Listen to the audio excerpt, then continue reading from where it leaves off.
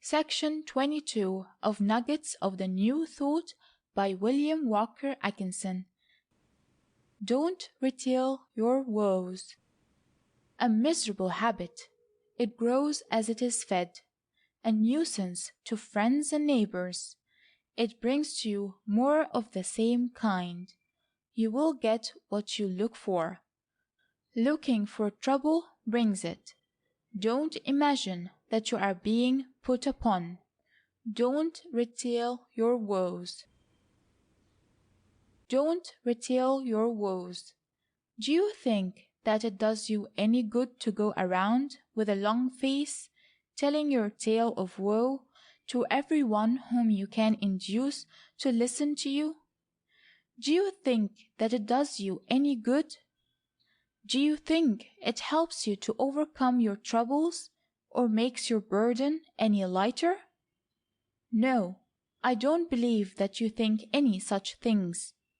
All your experience teaches you that people don't like to listen to long drawn-out tales of your troubles. They have enough of their own. Even those who are always ready to lend a helping hand and to give what aid they can to one who needs it, resent being made targets for a continuous fusillade of troubles, woes, griefs, etc.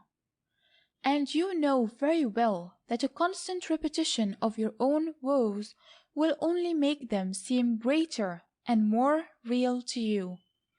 And then the chronic retailer of woe grows to be like the journalist, develops a keen scent for matter to be dished out to others.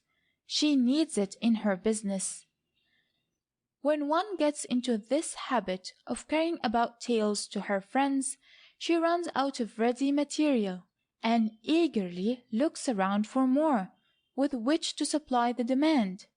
She becomes quite an adept at discovering insults, sneers, double-meaning remarks, etc., on the part of her friends and relatives, where nothing of the kind was intended, and she rolls these things over and over in her mind like sweet morsels before she serves them up with appropriate trimmings to her listeners. You will notice that I say her, in speaking of the victim of this demoralizing habit, and some of my readers of that sex will undoubtedly take me to task for blaming it on the woman instead of the man. Well, you all know my ideas about the equality of the sexes, about their being different, but one being as good as the other, with the odds a little in favor of the woman. But I feel justified in saying that this habit is one that seems to have a special liking for women, and it generally picks out a woman for its victim in preference to a man.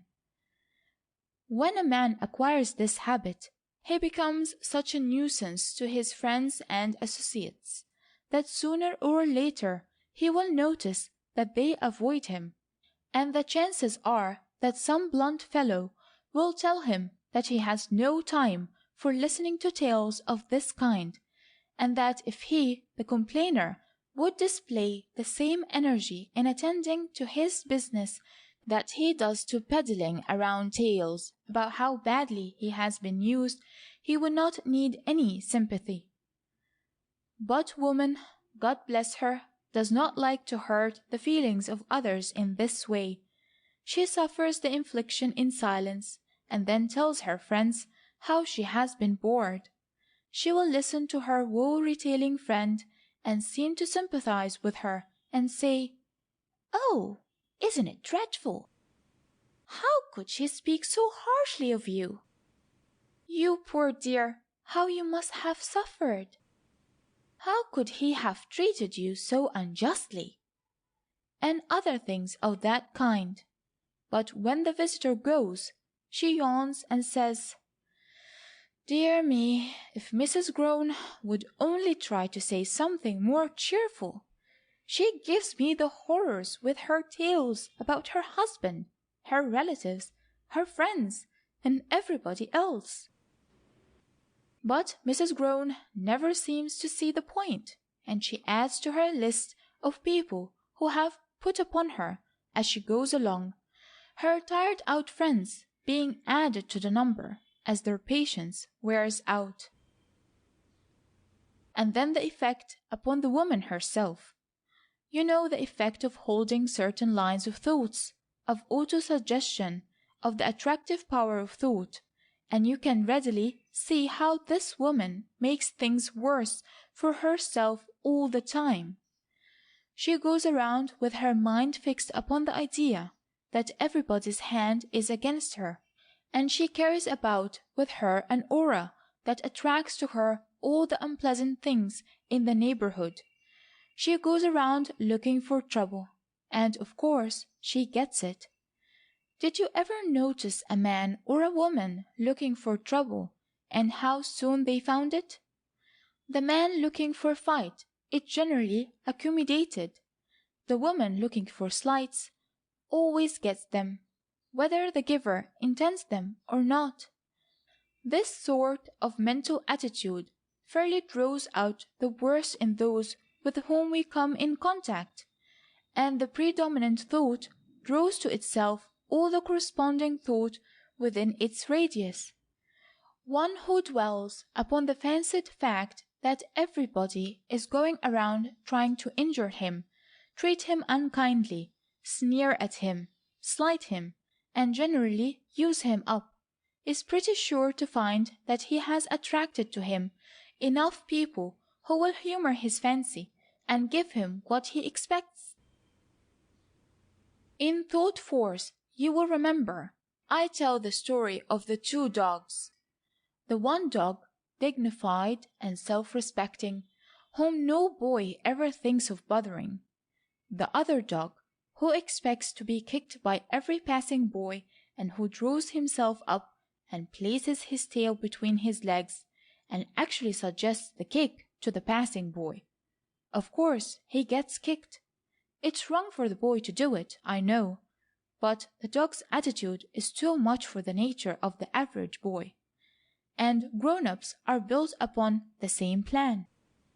These people who are going around in the mental attitude which invites unkind treatment generally manage to find someone who will have his natural meanness drawn out to such a convenient lightning rod. And in fact, such people often generate harsh feelings in persons who scarcely ever manifest them. Like attracts like in the world of thought, and one draws upon him the things he fears in many cases. But one of the most regrettable things about this woe-retailing woman is the effect the habit has upon her own mind and character. When we understand how one is constantly building up character, adding a little every day, and that our thoughts of the day are the material which are going into our character structure, it will be seen that it is a matter of the greatest importance what kind of thoughts we think. Thoughts are not wasted. They not only go out in all directions, influencing others, attracting persons and things to ourselves, but they have a creative effect upon our own mind and character. Thought along a certain line will develop certain brain cells to a great extent, and the cells manifesting the contrary line of thought are allowed to dwindle away and shrivel up. Now, when we have our minds fixed upon the thought that we are long-suffering mortals and that everyone else is trying to do mean things to us, that we are not appreciated, and that those who should care most for us are only biding their time until they can hurt us, we are building up our minds along that line, and we find ourselves in the habit of looking for the worst in everybody, and we often manage to bring it to the surface, even if we have to dig hard for it. Some of this class of people seem to take a particular delight in bringing upon their head the harsh words and slights of others. Now, I really mean this. I have seen people go around with that "I'm a worm of the dust, please tread on me" air, and the same expression as that in the eyes of the dog which expected to be kicked. And when somebody would be nagged into saying or doing something that they would not otherwise have thought of, the wool seeker's eyes would assume an expression of "I told you so," and "It's only poor me," and "It's all I can expect.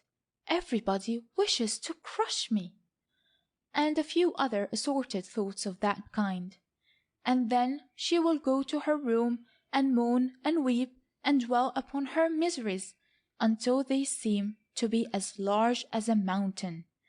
And then, the first chance she gets, she will run around the corner to a friend, and will retail all the new stock of woes which she has accumulated, with fancy trimmings, you may feel sure, and the friend will try hard to avoid showing that she's bored at the tale she has so often heard, but will say nice little things until the mourner is sure that the whole world sympathizes with her, and she feels a glow of righteous indignation, self-pity, and martyrdom. Oh, the pity of it all!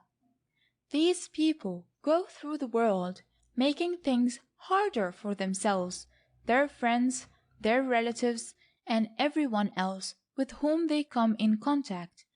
They are constantly seeking to keep their stock fresh and attractive, and display more energy in their retailing than the average man or woman does in business. This thing of looking for trouble is a very unfortunate thing in families. As a rule, I think that woman gets the worst of it in family troubles. The economic position places her at a disadvantage, and she often suffers all sorts of horrible things rather than have her troubles made public. But I must say that some women bring upon themselves all that they get. I have known them to get in a frame of mind in which they could see nothing but unkindness where the utmost kindness was meant. Man is not an angel, far from it, but the attitude of some women is enough to bring out all the qualities other than angelic. They assume that they are put upon, and live up to that idea. Every word that the man says is twisted and distorted into something entirely different from what he intended. The mental attitude produces moral astigmatism, and things are seen at the wrong angle.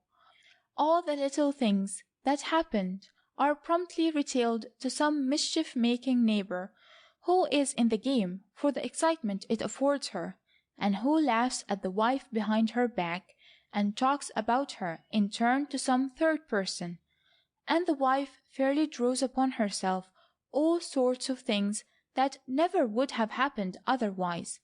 She knows that her neighbor is waiting for today's budget of news, and she, almost unconsciously, shapes things so that the facts justifying the news are forthcoming. Did you ever notice that woman who keeps her troubles to herself does not have nearly as much pickering and strife in her household as the one who has acquired the retailing habit? Don't retail your woes. Keep them to yourself and they will die, but spread them and they will grow like weeds. You are making things worse for yourself, are drawing things to you, and are spoiling your mind, disposition, and character by this miserable business of retelling woes. End of section 22.